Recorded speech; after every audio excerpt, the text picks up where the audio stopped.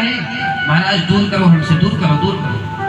लेकिन जो ठाकुर जी को समर्पित कर दिया जाता है तो महाराज उसके लिए तरसते हैं कि महाराज व्यासपीठ वाला माला हमें मिल जाए, ठाकुर जी की प्रसादी।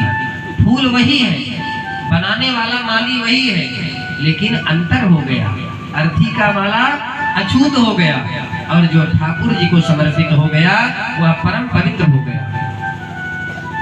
आकाश से जब जल गिरता है तो किसी गड्ढे में, नाले में पड़ता है तो क्या उसको कहते हैं? कीचड़। लेकिन वही जल जब गंगा जमुना में गिरता है तो वही पवित्र हो जाता है, गंगा जल बन जाता है। ये है संगति का असर। तो जित संगो, संगति को जीतो।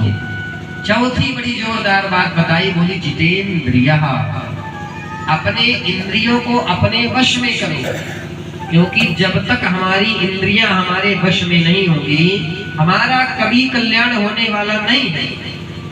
आंखों ने कहा चलो सिनेमा हॉल में जाकर के फिल्म देखना है, महाराज हम वहीं भागते हुए चले जाते हैं। जिह्वा ने कहा महाराज गरम गरम पकौड़े मालपुआ छानना है, महाराज वही खाने हम पहुंच जाते हैं।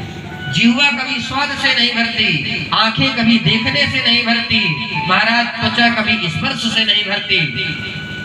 महाराज इंद्रियों को जीता जाएगा। एक सज्जन थे, उन्हें महाराज तंबाकू चूना खाने की बड़ी लत लग गई, न खाए तो महाराज चक्कर आ जाएंगे। एक दिन क्या हुआ कि सफर कर रहे थे, सफर में तंबाकू तो साथ में ले गए लेकिन चूना भूल गए। अब महाराज बस में सफर कर रहे थे, सबसे बोले भैया जी राम राम, भैया जी थोड़ा चूना मिलेगा क्या? सज्जन ने कहा हमारे पास तो नहीं है। महाराज दो चार लोगों से पूछा, तेज धूप दोपहर के समय, और महाराज मांगते मांगते थक गए, उन्हें चक्कर आने लगा। और एक वहीं बस स्टैंड के पास शिव जी का मंदिर था और वहीं चक्कर खा करके गिर पड़े। जब पार्वती माता ने देखा कि प्रभु देखिए भोलेनाथ आपका कितना परम भक्त है कि आपके दर्शन करने आया और आपके मंदिर में ही गिर पड़ा। भोले बाबा ने मुस्कुराते हुए कहा भवानी यह हमारे दर्शन करने नहीं आया है, इसका कारण कुछ और है। नहीं नहीं प्रभु आपके दरबार में पड़ा है, आपका भक्त है, आप जाइए। भोले बाबा ने कहा ठीक है जैसी इच्छा देवी।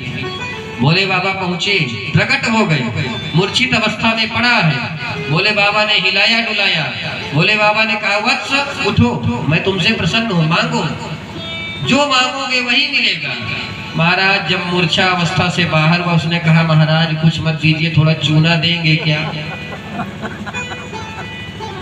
अब बताइए इन भगवान के दर्शन करने के लिए बड़े बड़े अमलात्मा विमलात्मा योगींद्र मुनींद्र महाराज एक झलक पाने के लिए तरसते हैं। आज बताइए इंद्रियों के प्रति लोलुप होकर के उसे चूना की पड़ी। इंद्रियों को जीता जाएगा, क्योंकि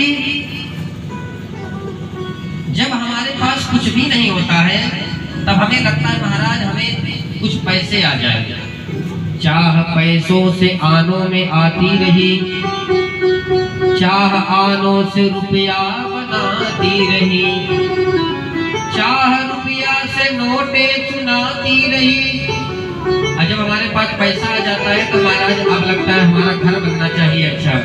चाह नोटों से कोठी बनाती रही, और जब घर बन गया तो महाराज क्या मन में संतोष हो गया? नहीं महाराज थोड़ा मार्केट दूर है, एक 4 व्हीलर गाड़ी होना चाहिए।